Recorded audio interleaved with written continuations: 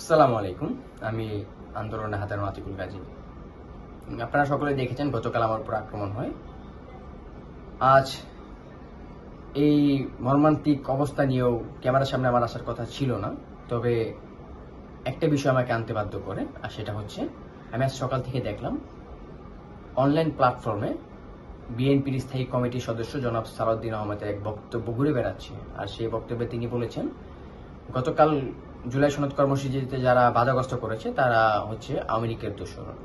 এই কথাটা অ্যাকচুয়ালি আমাকে মর্মান্তিকভাবে আঘাত করে, আর আঘাত করার কারণ হচ্ছে এটাই, সেই অংশগ্রহণে আমি নিজেও ছিলাম। ছিল হাজার হাজার আহতরা, ছিল শত শত শহীদ পরিবারের মা বাবা ভাই বোনরা। তিনি তো আমাদেরকে আওয়ামী লীগের দোষী হিসেবে আখ্যাই দিবে। কারণ হচ্ছে এটাই যে তিনি আমাদেরকে কিভাবে চিনবে।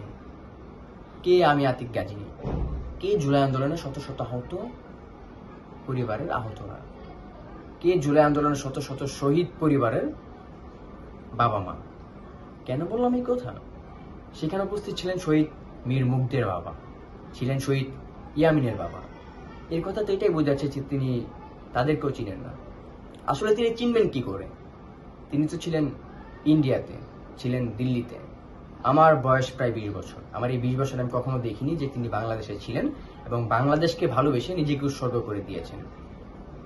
উৎসর্গ তো তিনি করেননি, করেছে শহীদ ইয়ামিন, করেছে শহীদ মীর মুগ্ধ, করেছে আবু সাহিদ, করেছি আমি এবং আমার মতো হাজারো যোদ্ধারা।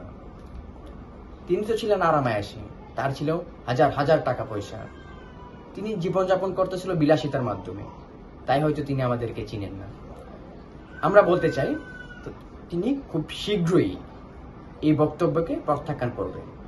তার এই বক্তব্যকে আমরা তীব্র নিন্দা ও প্রতিবাদ জানাই এবং এর পাশাপাশি তিনি শহীদ পরিবারদের কাছে এবং আহতদের কাছে ক্ষমা চাইবেন।